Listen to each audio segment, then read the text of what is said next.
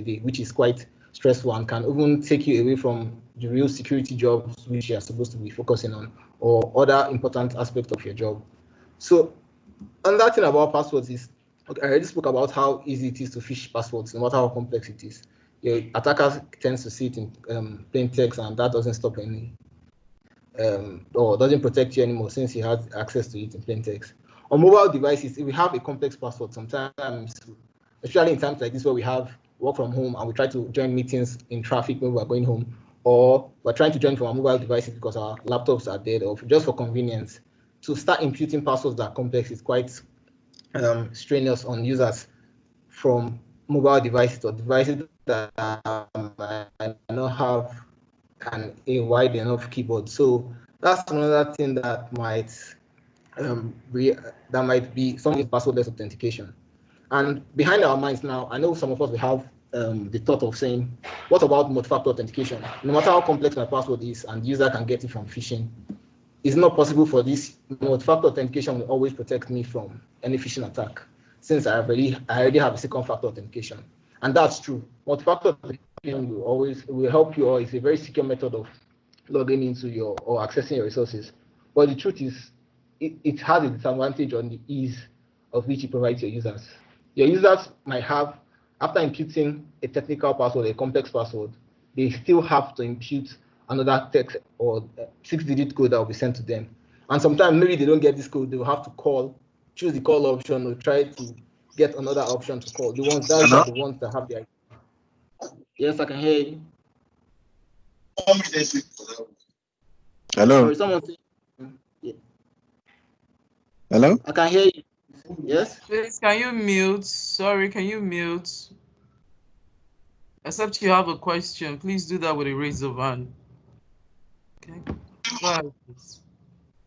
Idara, you may go ahead. Okay.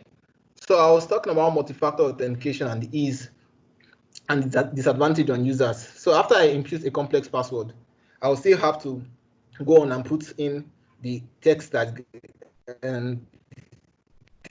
code that's sent to me, which is maybe a 6-digit, or sometimes I won't get this code. For the users that know how to choose an alternative method, they will select the call me option and now impute the code, which might be strenuous. And also the ones that don't know how to choose an alternative method might even raise a support to the backend and say, I'm not getting the code for my multi-factor authentication, what's happening? So this is something else that we should also consider when moving on to passwordless authentication. Though multi-factor authentication is very secure, passwordless authentication provides a very seamless user experience, which is increases productivity of our end users. Now, to achieve passwordless authentication, Microsoft has given us a few solutions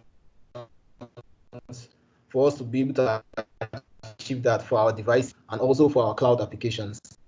Talking about Windows for business, different infrastructure in place, be it a hybrid environment or just an on-premise environment or a cloud-only environment. You have the Microsoft Authenticator app for just cloud applications, and you have FIDO2 security keys also for protecting our devices.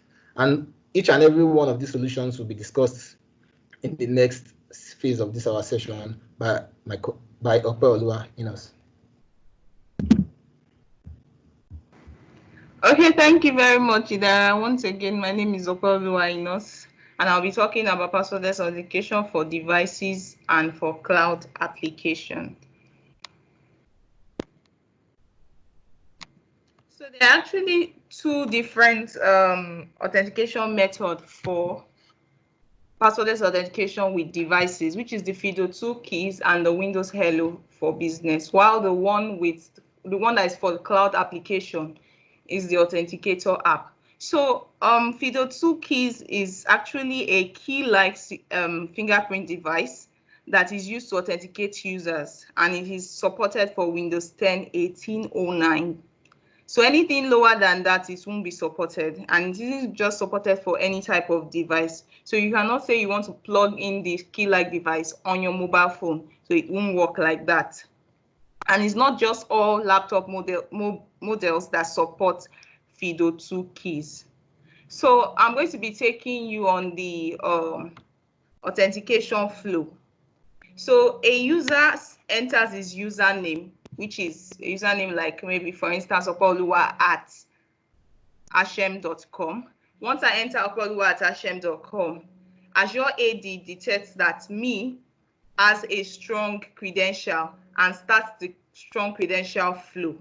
So once that starts, a notification is sent to the application via Apple push notification service on your iOS devices or via your Firebase cloud messaging on your Android devices. So depending on the devices you are using, a notification is sent to your device. Then once a notification is sent to your device, the user receives the push notification and opens the application. Then the app, so as you can see here, there are arrows that are pointing to how the processes are. So the app calls Azure AD and receives a proof. Sorry. Okay, so the app calls Azure AD and receives a proof of presence challenge and nonce. So a nonce is actually a string value that is used to associate a client session with an ID token to mitigate replay attacks. So it's basically for authentication. So the user completes the challenge by entering their biometric, which is their fingerprint or their facial recognition, or even PIN to unlock the private key. Then the nonce is signed with the private key and sent back to Azure AD. Then lastly, Azure AD performs public/private key validation and returns a token. So once this has been done, the user is automatically signed in to access his application or his office resources, organization resources. So I'll be talking about Windows Hello for Business. So what is Windows Hello for Business? Windows Hello for Business basically allows us to use different means of authentication or different means to authenticate except using a password. So you are not going to use a password to authenticate. It actually makes you as a user to forget that you even have a password. So means like using a PIN or using biometrics or even using smart card to authenticate you, which is to sign in. It is actually for enterprise organizations that manage their users in an Active Directory environment, which means that their users are joined to a specific domain. So a domain like abc.com. So if your users are joined to abc.com, you should use Windows Hello for Business. While there's the other type, which is the other offer by Microsoft, which is the Windows Hello. That one has nothing to do with business. So Windows Hello is for organizations that may be, or users, not necessarily organization. So you as a user can make use of the Windows Hello for Hello on your device. So the Windows Hello is for workgroup computers. So Windows Hello for Business actually addresses problems with passwords, like strong passwords, which are actually difficult to remember. And users often reuse the same password on multiple sites. So some of our users may tend to use complicated password, and instead of remembering it or putting down this complicated password in their heads, they decide to put it down on a paper or a book just to remember it. And this is actually easy for attackers to gain access to these passwords. And it has also been proven that using PIN for authentication is actually more secure than using a password, because a PIN is tied to a specific device that it was being set up on. So while passwords are stored in Active Directory, and the attacker can get into your Active Directory at any place, anywhere, at any time. Then for PINs, if attackers are trying, if a user signs in with a password, so if a user signs in with a password is easily intercepted when it is being transmitted to the Active Directory, but a PIN isn't transmitted anywhere and it isn't stored on any server. So passwords are usually stored on a server so that you can be able to query it, but PINs are not stored on any server. So it is not intercepted anywhere. The only way an attacker can gain access to your PIN is if they have access to the physical device itself. And when you enable a PIN for your Windows Hello for Business, it comes with a TPM version or a TPM anti-hammering solution. So it's called anti-hammering feature or anti-hammering protection. So the TPM anti-hammering protection only comes with TPM version 2.0. So if you are using TPM version 1.2, you have to upgrade your TPM. So this anti-hammering, what it does is that it locks the devices after too many incorrect guesses. So if the attacker is using brute force attack continuously to try to guess your PIN, once the attacker has tried too many times, it locks the device even from the owner of the device itself. So you can actually even specify the limit of failed sign-in. So if you specify maybe a limit of 5 and the attacker has tried 5 times and the 5 times that he tried, they are wrong, it automatically locks the device. The only way the user itself can get the device is to go back to the admin and tell the admin to help him to reset password so he can reinitiate the PIN signing. So that's the only way. And so there are actually different types of Windows Hello for Business deployment. There is the cloud only, the hybrid deployment, and the on-premise deployment. So the cloud-only deployment is actually for organizations that have cloud identity and no single on-premise resource available. So your devices are joined to the cloud only. This means that your organization must be joined to maybe an Azure AD and environment and doesn't have any single thing on-premise like SharePoint on-premise, no single on-premise resource currently. So you can set up Windows Hello for Business for cloud-only users using the Microsoft Intune or even third-party MDM solutions like Cisco Meraki or Sophos Mobile Security. And there are certain things that you must have in place before configuring the cloud-only Windows Hello for Business. Things like the operating system version. You must confirm in your environment if you are running Windows 10, 15, 11. So anything lower than Windows 10, 15, 11, like Windows 7, Windows 8, Windows 8.1, Windows XP, it won't be accepted. So it will tell you it is not compatible. And your organization should also have an Azure tenant and also an Azure Active Directory. And your computers must be connected to the internet 24/7. So if you are connected to the cloud, your computers, that's the devices in your environment, must be connected to the internet 24/7 in order to authenticate your users. Now, this is the hybrid deployment, which is a lot more complicated than setting up the cloud-only deployment. So the cloud-only deployment doesn't really require much things to be set up. You don't need to set up any server. But the hybrid deployment, if you already don't have some servers existing, then you need to set it up. So I'm going to be explaining what hybrid deployment is. So hybrid deployment is for organizations that have devices that are joined to Active Directory, that is the on-premise Active Directory, and also sync to the cloud. So they are existing both on-premise and they are existing in the cloud. Now, the minimum required domain controller functional level and forest functional level for Windows Hello for Business hybrid deployment is 2008 R2.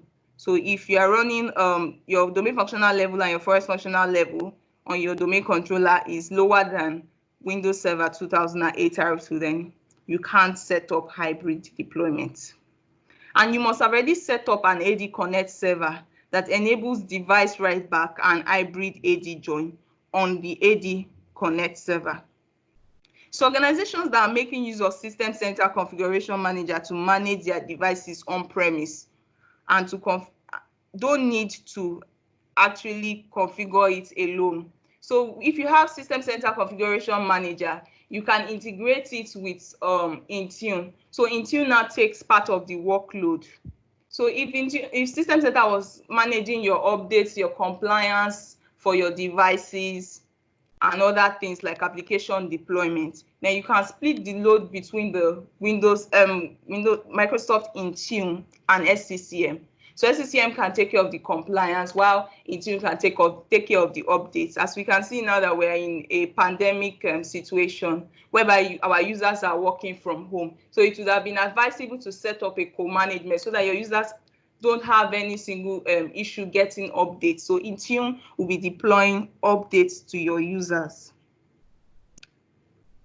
So the hybrid deployment actually is divided into 4 types. The hybrid Azure AD Key Trust, the hybrid Azure AD Certificate, the on-premise Key Trust, the on-premise Certificate Trust. So the Key Trust model is actually for enterprise who do not want to issue end entity certificates to their users and have an adequate number of 2016 domain controllers in each site to support authentication.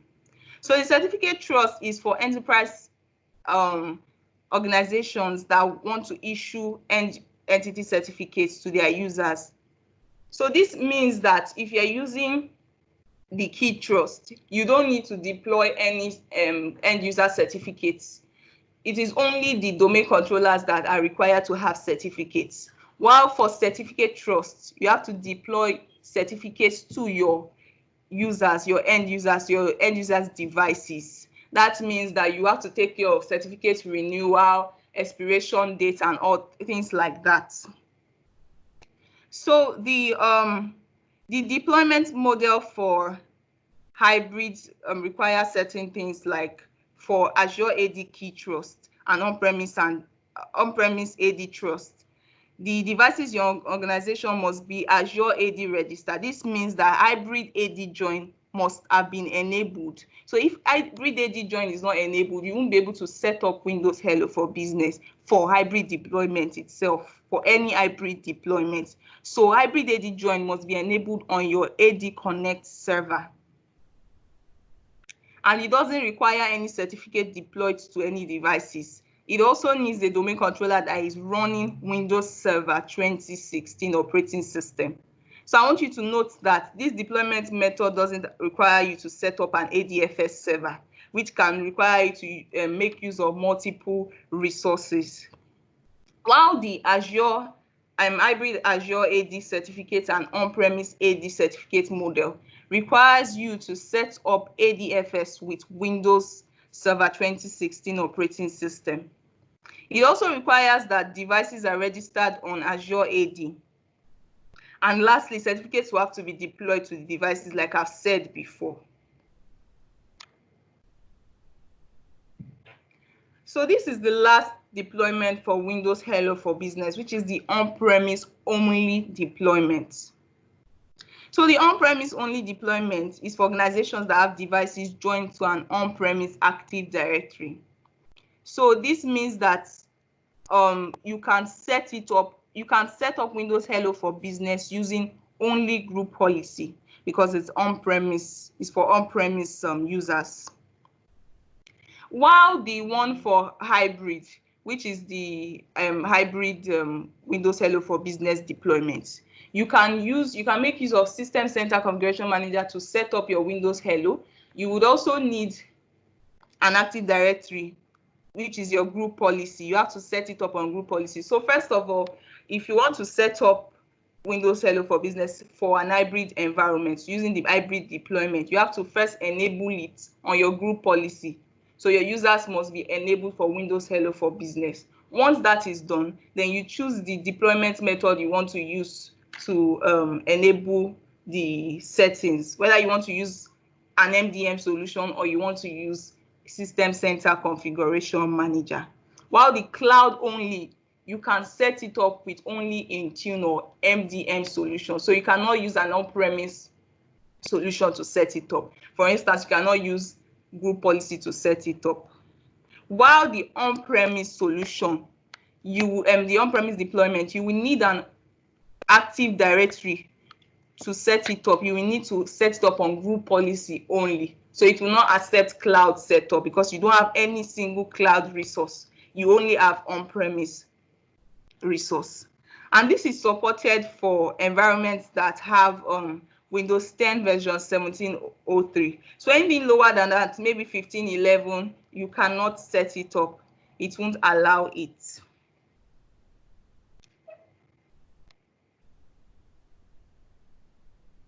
So I'm going to be talking about passwordless authentication for cloud application. I hope I've not been able to confuse you, and I hope you are understanding what I'm saying.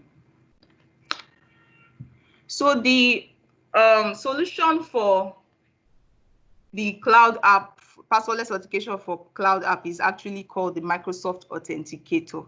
And I'll be showing you a bit of demo later on after this session on how to set it up. It's actually very easy. It's very seamless and easy to use.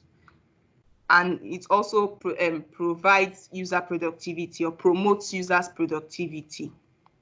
So the Microsoft Authenticator app now, how it works is that after you sign in with your username, so for instance, if you're signed in with okpeoluwa@hashem.com, you don't need to provide any single password. All you need to do is you have installed the Authenticator app on any of your devices. So be it your iOS devices, your Android devices, or even your Windows devices, as long as the Authenticator app is being installed on them, it will send a push notification. So this push notification, once you see it, you accept it. You must accept the code that you are seeing currently on your screen when you sign in with your username. So if you select a wrong code, it's not going to allow you in. So it's going to deny you. And if you know that you're not the one that is signing, maybe an attacker is the one that decides to sign in and tries to enter your organization resource or use your username, then you deny it. So once you select the 83, like you can see in this picture, so the user selects the 83 because that's what is appearing here. And once he has done that, he's authenticated, he's asked for a second method of authentication, which is his fingerprint. So you must already have a security measure on your mobile phone.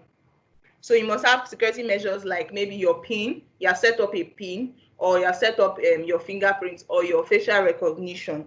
So once you have accepted this code, it's going to ask you to provide that second method, which is maybe your fingerprints now. Once you do that, it authenticates you. So if you just accept the code and it doesn't even ask you, if it asks you and you don't put in your fingerprint, it's not going to allow you access to your cloud application. So it's actually the simplest method for passwordless authentication, and it's basically for cloud applications. So I don't know if you have any questions, please feel free to ask so that we go into the demo.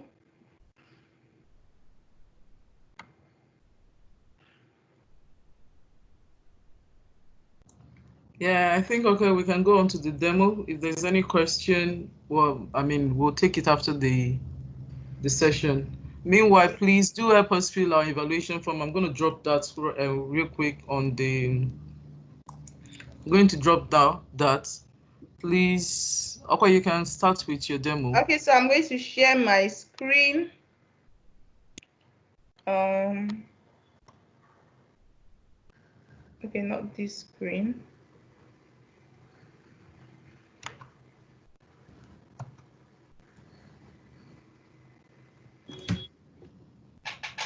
Okay. Can everyone see my screen? Yes, you can. My screen, okay. So before you configure the Microsoft Authenticator passwordless authentication method, you have to sign in with your Azure account. You have to have an Azure tenant, so you sign in to portal.azure.com with your global admin account. So once you are signed in, because I'm signed in with my global admin right now, you click on Azure Active Directory. So you scroll down a little bit and go to security. So once you're in security, you click on authentication method. So here you can set different authentication methods. Like I mentioned, the FIDO2 security key. So you can set it up here. But right now I'm going to be showing you how to set up the Microsoft passwordless sign-in. So because I've already set it up for some users, I'm just going to be explaining what you need to do.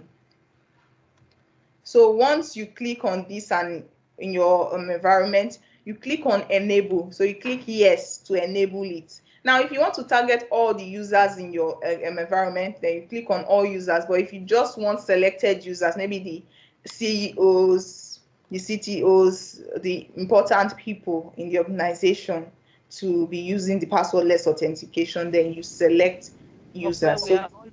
Okay, we are not seeing the part of where you are explaining. So is there a way you can yes, move the arrow up so no, that I cannot. Okay. This is how short it is.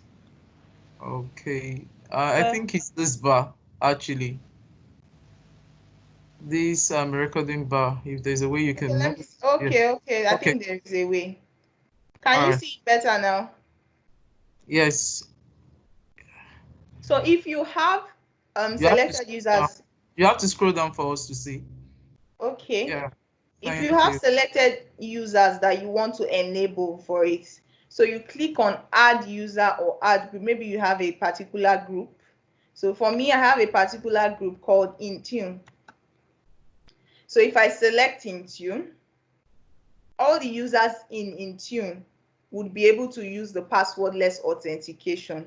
So I want you to also note something, that once your passwordless authentication is enabled, you also have to go and enable multi-factor authentication with push notification through the through your Azure portal. So I'll just be showing you how to do that. That's to enable the push notification. So once you have added the user that or the group that you want to deploy the passwordless authentication to, then you click on save up here. So it's actually very seamless and simple. There's no too much configuration for it. It's very seamless. So now I want to enable multi-factor authentication with push notification, in case I've not enabled it in my organization before. So I go to users, I click on multi-factor authentication and click on service settings. So here you have to select the verification option. So this notification through mobile app simply means the push notification. So if this particular settings is not enabled, you have to enable it in order for your users to be able to use passwordless authentication. If not, they won't be able to do it. So it's a very important thing to note. You need to enable it for your users. So once you are done enabling it, you just click on save. It's just as simple as that. Don't require to set up any server or anything. So I'm going to be showing you not just the admin side, but how it looks like from the user side right now. So I'll be sharing my entire screen because I want you to see me on my phone, mobile phone, because I have the Authenticator app installed.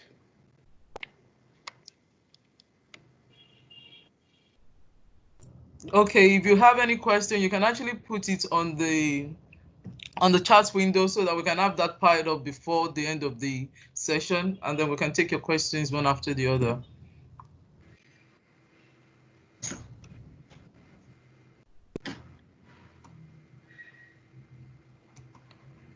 So can everyone see my mobile device? Yes, we can see it. Okay. So now, because I've enabled a user called Park Jimin, I'm going to be clicking on the Authenticator app.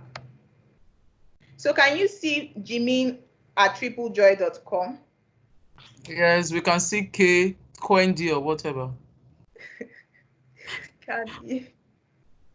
So you click on Jimin at triplejoy.com. So the user side also, you have to set up some things. It's very simple. It doesn't even take you up to 2 minutes to set up. It's very fast. So you set up, you click on, once you have clicked on this, you click on set up phone signing. So once I click on it, I read what is there. Stop using password. So Microsoft is preaching passwordless. Stop using password and still sign in securely with Microsoft Authenticator. Complete the steps below to enable phone signing. So device registration, your IT admin requires you to register this device so it can be trusted to access organization resource. So I'm going to click on continue. So it's going to ask me to enter my password. So there's really nothing there in the password. So a code has been sent to me already on my mobile phone. I have to accept the code. So I'm going to type in the code here because MFA has been enabled. So I click on register.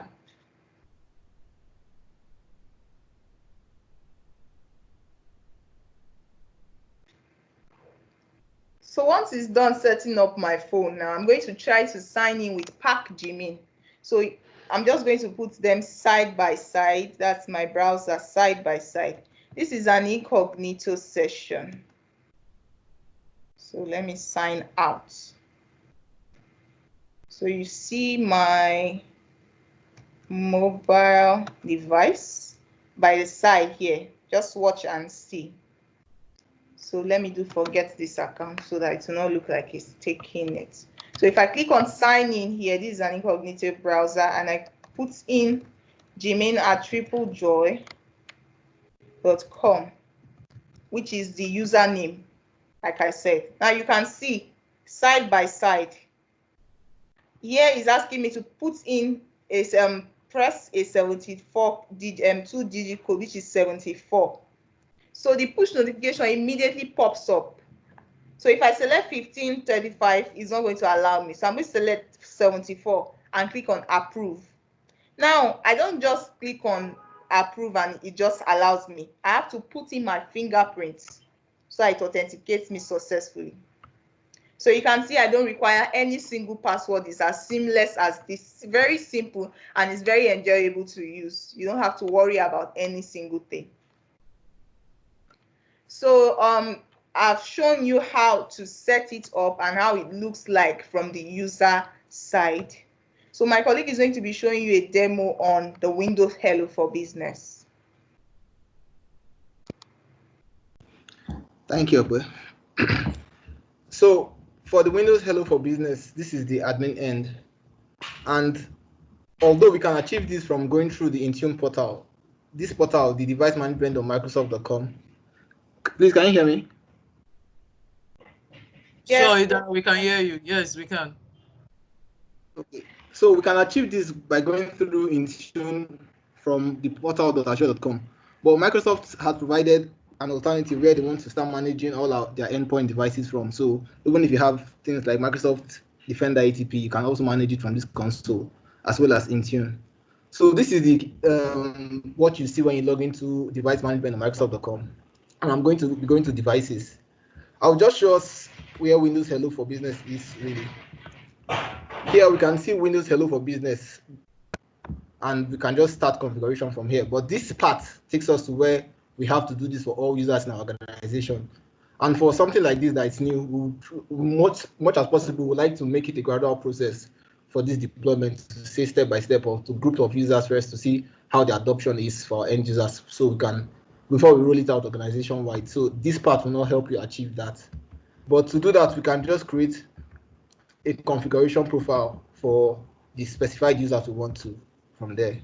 So I go to configuration profiles under devices, and I create a profile for Windows 10 and later, because Windows Hello for Business can only be done on Windows 10 machines.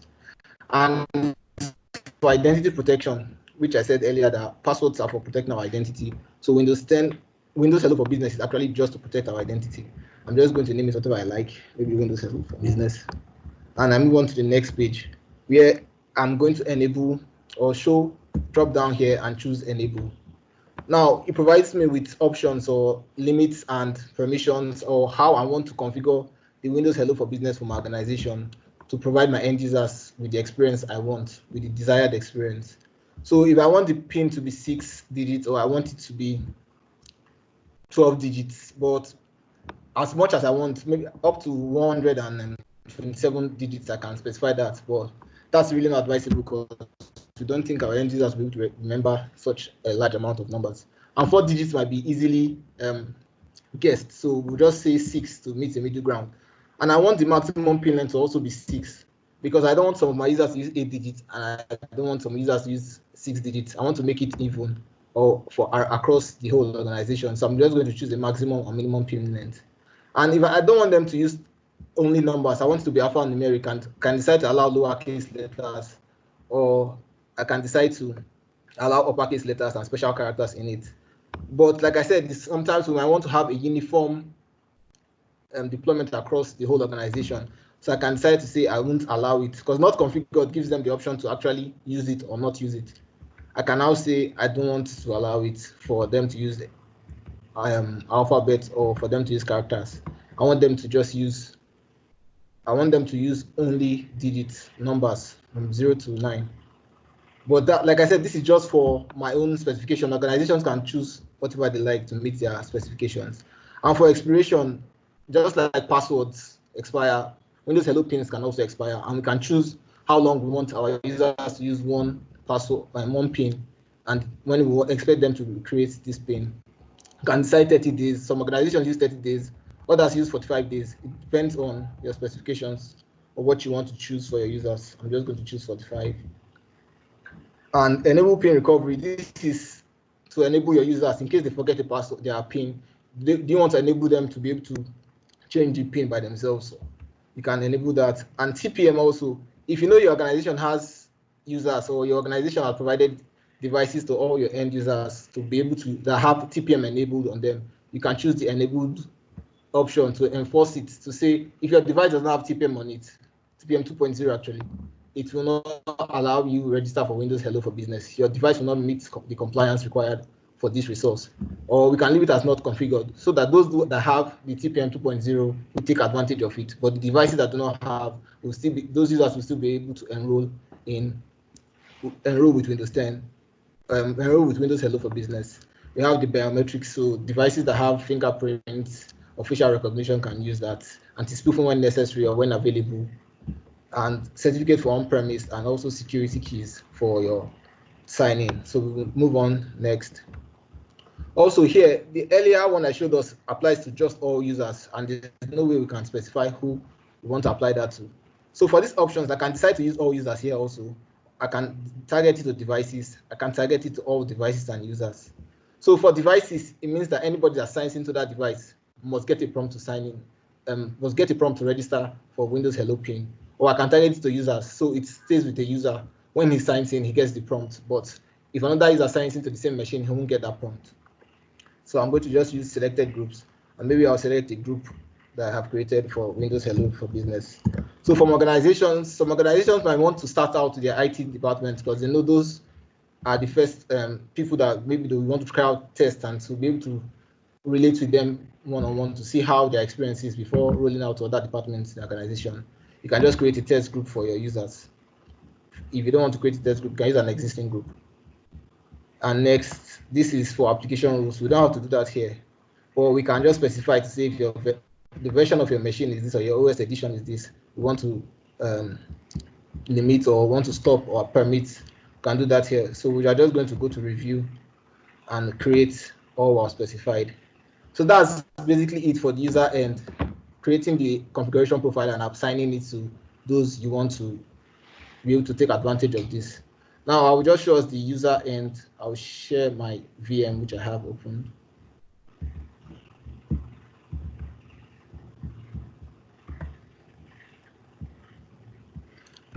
So, okay, can we see my VM, please? Yes, we can. Okay, so this is the user experience for Windows Hello for Business. So I'm assuming my user is signing in after I have applied my configuration profile to the user.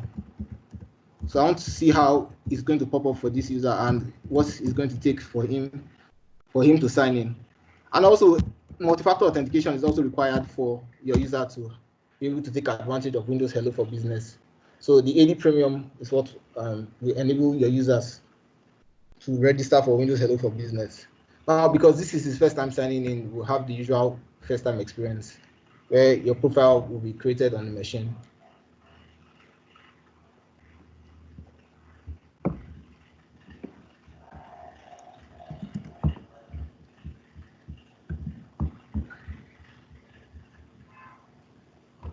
Okay.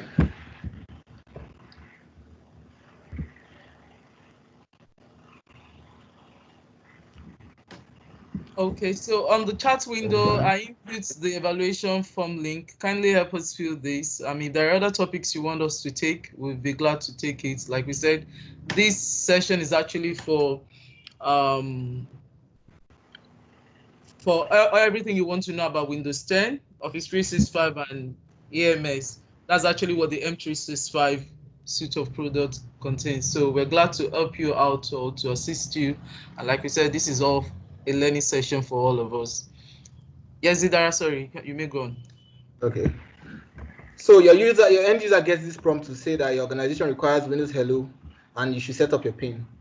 So the user is just going to click on set up PIN, where she will be prompted to do that. But like I said, you require multi-factor authentication to be able to take advantage of this. So they're just going to send me a verification code for me to verify that I'm actually the one setting it up for myself or providing this for my users.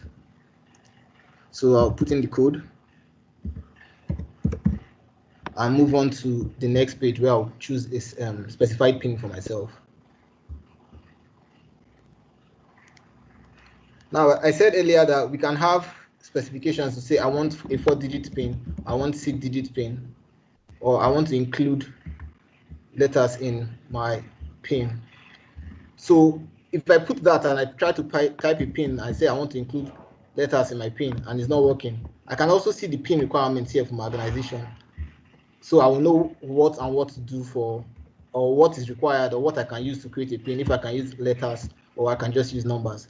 So here I can see the PIN requirements for my organization. So I'm just going to create a 6-digit PIN. Simple.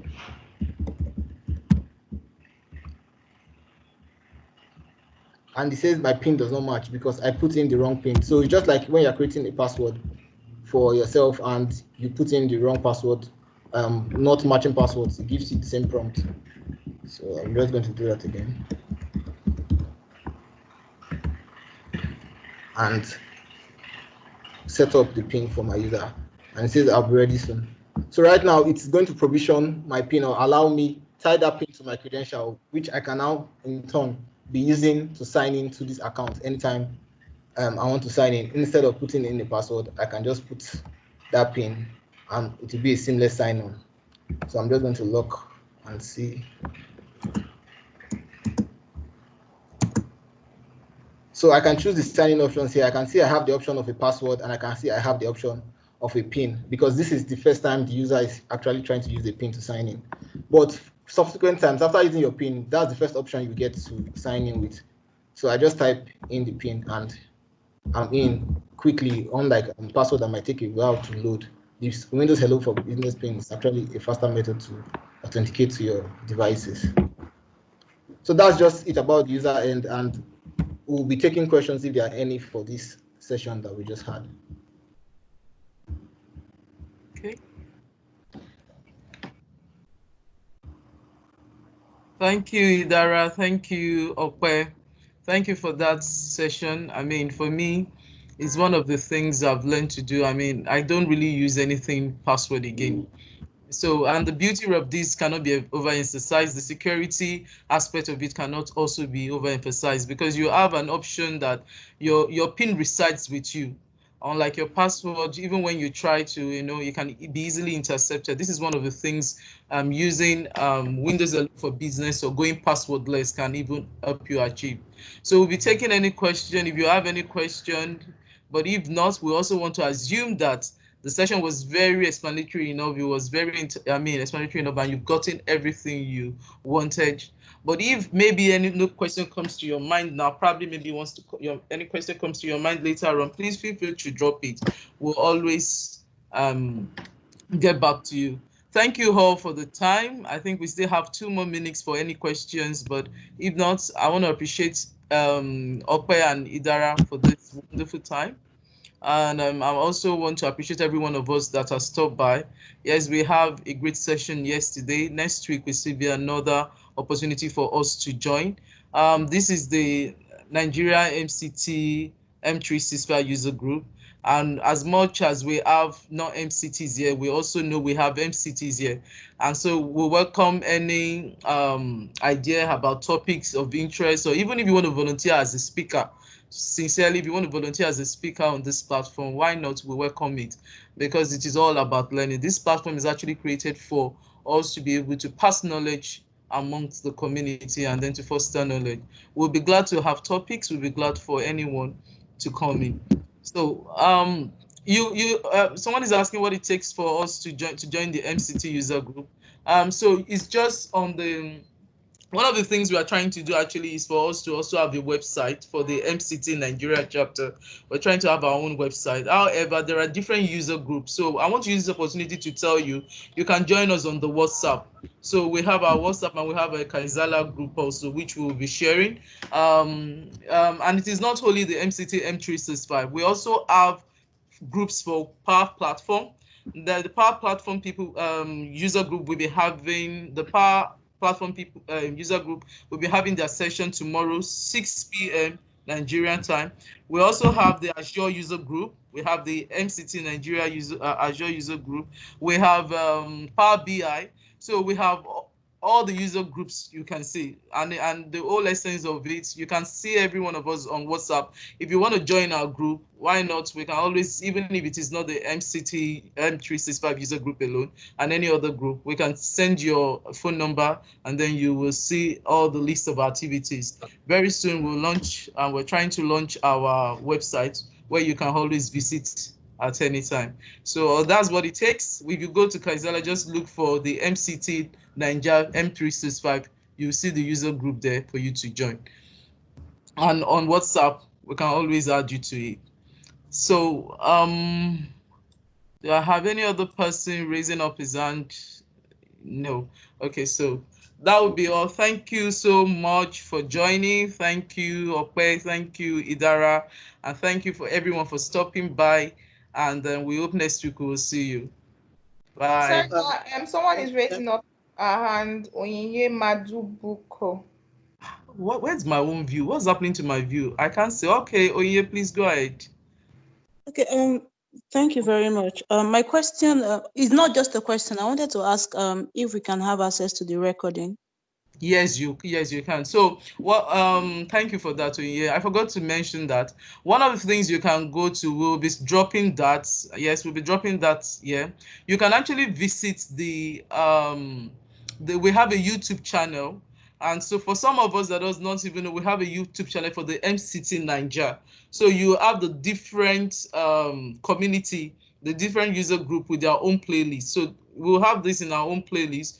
So feel free also to check any other playlists, there for any other user group, and you have tons of recording that you can have access to. Yes, this has been on for over 3 years now. So you have a lot of resources you can. We'll make this available, and we'll put the link for the YouTube channel. We'll put it in this chat window. Even if this calls, then you always get notified on it. And when it's available, we can let you know. Yeah. Thank you so much for that. Yes, like I said, volunteers, yes, it's not going to be Hashem staff alone, because this is MCT Nigeria M365. So it is not Hashem staff. Like I said, it is open for volunteers to speak, and then fellow MCT and non-MCT, we welcome you. If you have any topic of interest, why not? We can always have you on this call. Thank you so much for joining. Here, bye-bye. I think at this stage, I'd like to drop my recording, and then... Thank you, everyone. Yeah, thanks, Super.